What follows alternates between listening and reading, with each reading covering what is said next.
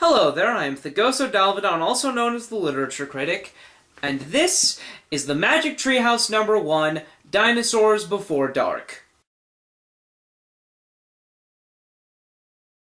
This book was written by Mary Pope Osborne and published in 1992.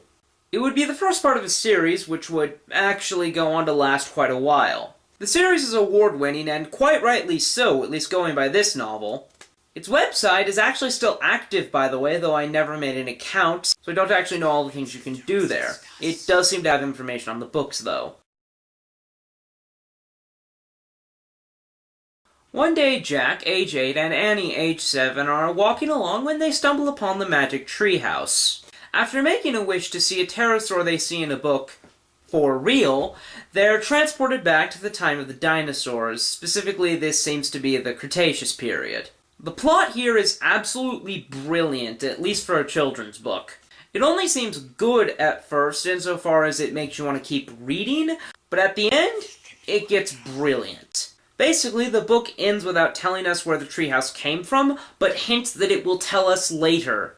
That's right, the Magic Treehouse has ongoing story arcs. Personally, I'm actually kind of excited to get and read the next book. Because, darn it, I want to know! Yeah, that's right, I am excited about the next Magic Treehouse book. I'm also a brony. What of it?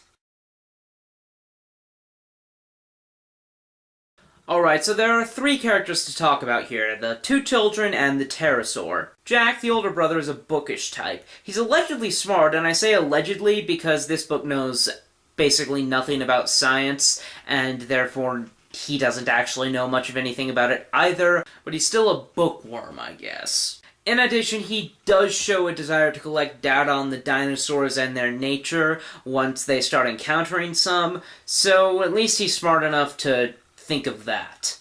Annie is supposed to be 7, but she's written like she's a bit younger. She's very curious and always wants to run up and pet most of the dinosaurs. Though sometimes only after learning that they're safe, or more accurately, learning that they don't eat meat. Which, as any bull or wild boar will gladly tell you, doesn't automatically render an animal safe. The reason I say she's written like she's a bit younger than 7 is because this goes so far that it's hard to believe she's actually that old. It seems like by the time you're 7, you should know that it's probably not a good idea to just run up to and pet the gigantic you don't know what it is. Overall, the characters here are good and fill their roles well, for the most part, but we'll get to that in a second. By the way, the pterosaur is awesome.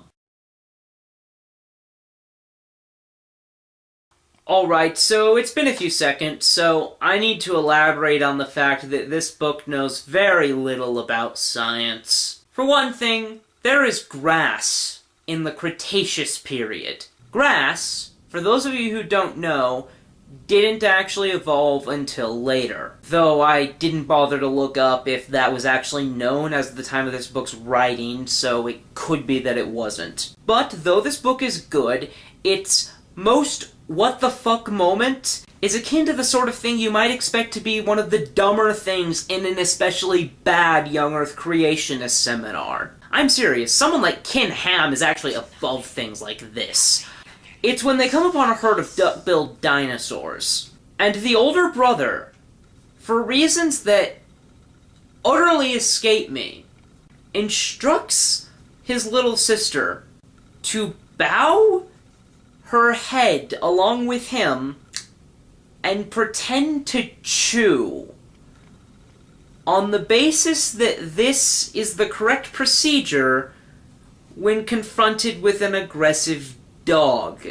That is not, so far as I know, so far as Google knows, and so far as a woman who used to be the president of a dog training club, also known as my mom, knows, the proper procedure, or even advice given by anyone, anywhere, ever outside of this book, for what to do when confronted with such a dog. I'm honestly puzzled as to what Mary Pope Osborne was thinking. In conclusion, this book is pretty good.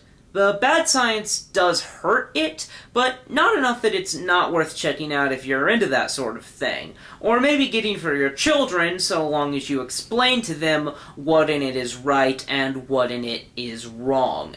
Lest they get mauled by an angry dog because they didn't know to do anything except bow their heads and chew.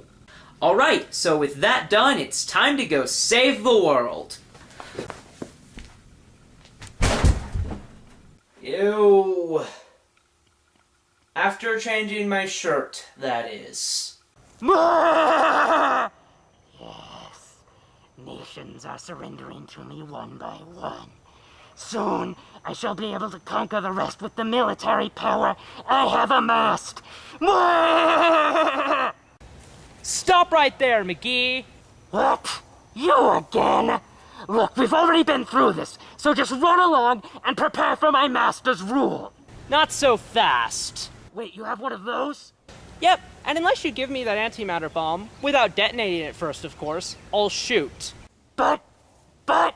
In 5, 4, 3, 2... Alright, here it is. But mark my words, the Goso Dalvadon, you have not seen the last of me!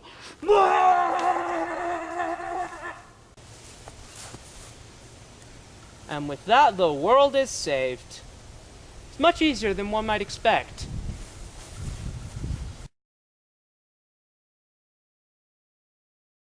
Hello there, I am Goso Dalvadon, also known as the Literature Critic, and this is...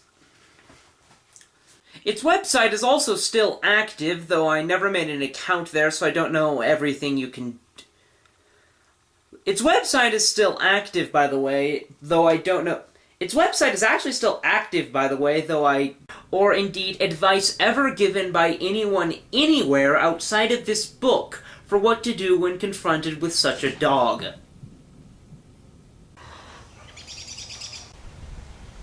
Stop right...